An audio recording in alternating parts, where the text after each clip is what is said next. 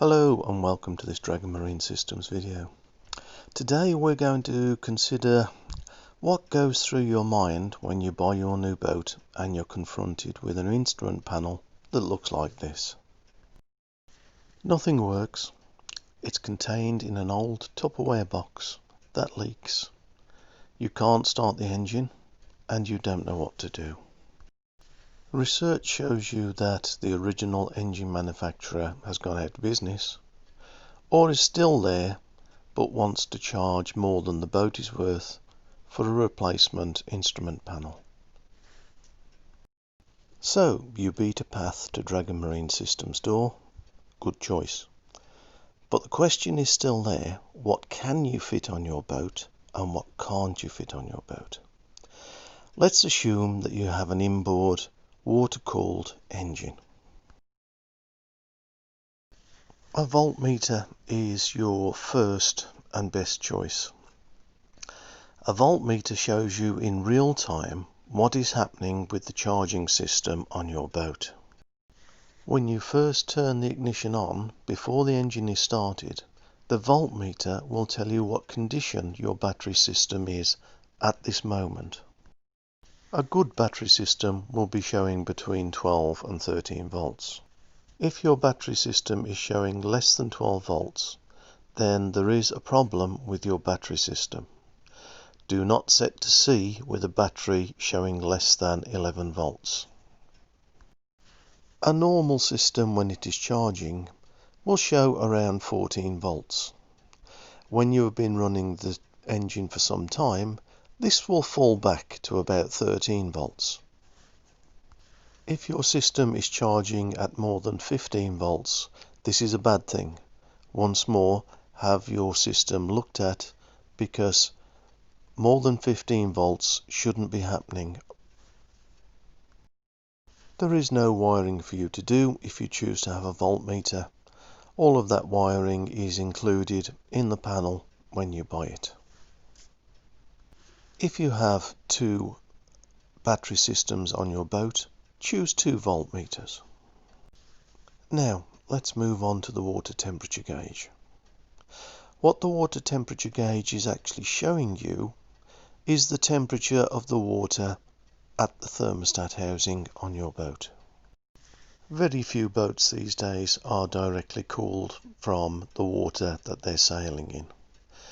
Most boats have a water system that is circulating around the engine through a heat exchanger, and then a cooling system that cools the water going through the heat exchanger. Your thermostat controls this process, and it is the gauge that is monitoring your thermostat.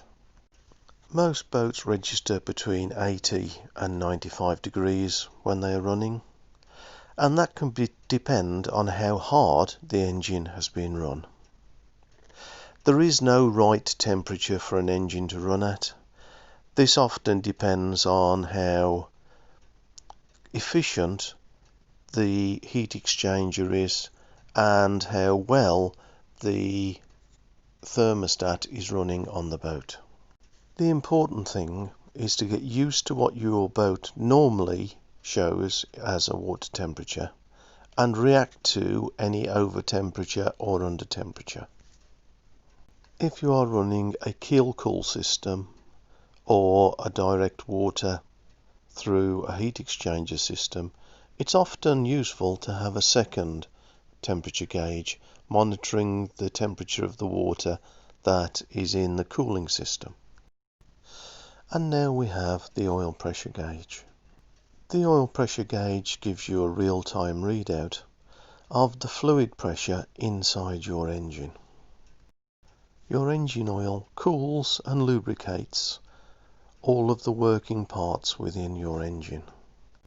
The pressure will typically decrease a little as the engine warms up because the oil is getting thinner. If your engine shows an increased oil pressure, then it could be showing a blockage in the oil filter, and it may be time to change your oil. A fall in oil pressure may be indicating a problem with your oil circulation system. If there is a sudden catastrophic fall in your oil pressure, this will indicate that the oil pump has broken. Many boats have warning lights as well as warning gauges. This is a warning light cluster, but you can also have separate lights that indicate typically whether the engine is charging, low oil pressure or high water temperature.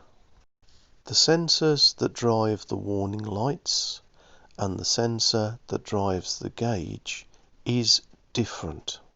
They perform different functions. For example, the oil light will come on as soon as you turn the ignition on. That is because there is no oil pressure. Therefore, the warning light will indicate a fault. The temperature warning light, however, will never come on until the engine overheats. Some customers have a test switch put in for the warning light just to make sure the bulb is still working. The volt warning light will be showing one of two functions. Either it will be showing that the voltage has dropped below a certain level on the boat, or it will be showing that the engine is charging through its alternator. The temperature gauge and the oil pressure gauge will require a wire to be run from the back of the gauge down to the engine sensor. On Dragon systems, for the temperature gauge this will be an orange wire, and for the oil pressure gauge this will be a white wire.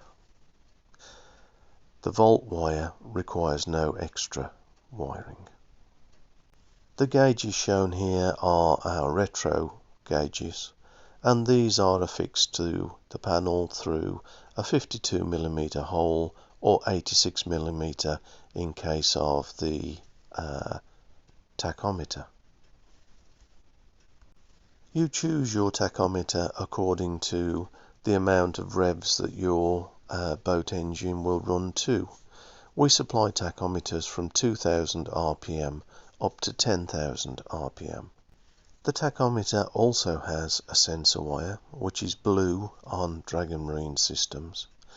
This wire senses either the pulses that are coming from your alternator or pulses that are coming from your shaft encoder on the engine or a Hall effect sensor. This tachometer also records the engine running hours. If you choose not to have a tachometer, many people will have an engine running hours meter installed. This helps you keep track of your running hours so that you know when the boat's engine requires its next service. For those of you who are doing the whole installation yourself, most of our gauges come with a wiring diagram for each individual gauge that shows you how you should wire the gauge. So, how bad is your current instrument panel? As you can see, this customer had one gauge missing and the other gauges all giving readings even when the panel was disconnected. This is not ideal. The following customer had a panel that was working, however it was very tired and in need of complete refurbishment.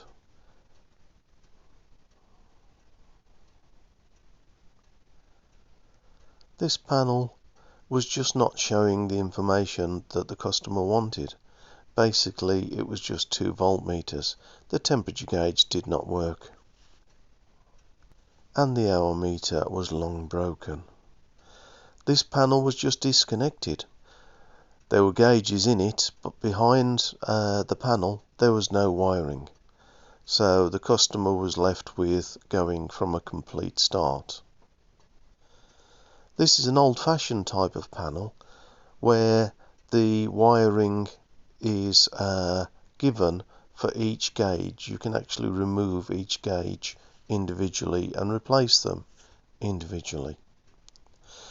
This boat had been sunk, so the panel was totally useless. All of the gauges had been under the water, plus they were in a different language.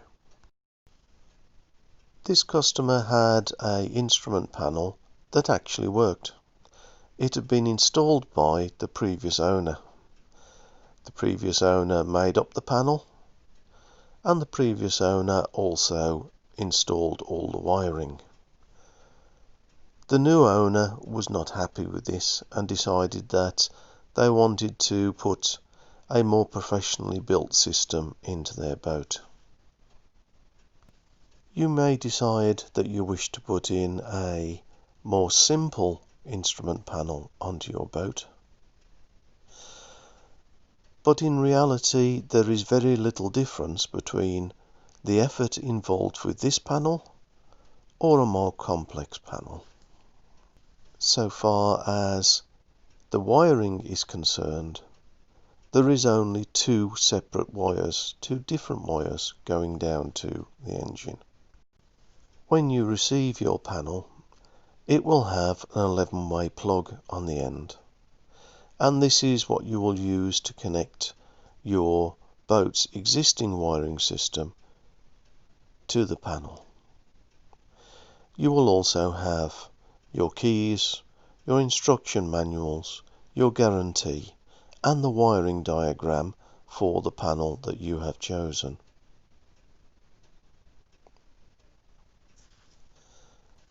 Will I have to change the sensors if I have a new instrument panel? The answer to that question is either yes or no. It depends whether your sensors match the panel. Fitting new sensors to the engine is not a major task. This is a dual oil pressure sensor. G is marked for gauge and WK for the warning light. This one has a 1/8 NTP thread, and that's typical for most boats, though we have many different threads and thread converters on offer. The tachometer and the charge light is driven through the alternator.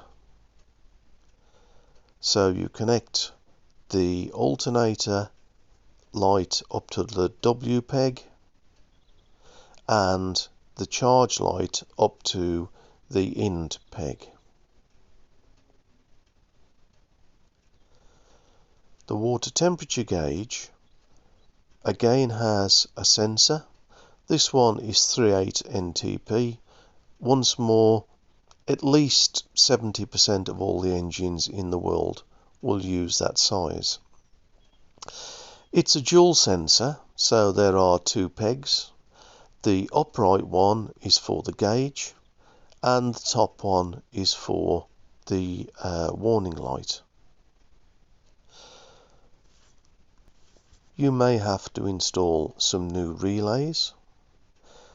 Typically, there is one relay to trip your starter motor and a second relay to work your heater plugs. You must of course ensure that when you are putting your panel in, you use the correct fuses or breakers. If you buy the panel and wiring harness from us, that is done for you. You may decide that everything is working and actually all that you need is the new panel base from us. We are happy to do that and can supply it cut to size and with all the lettering that you need. We can also supply the panel that is fully populated with all the wiring and buzzers that you require. So now, our old panel just won't do. It's time to move on. All that you have to decide is what you're going to have on your new panel to replace the sad, sorry and broken panel that you've got at the moment. If we can be any more help, please do get in touch. Thank you for listening to this video.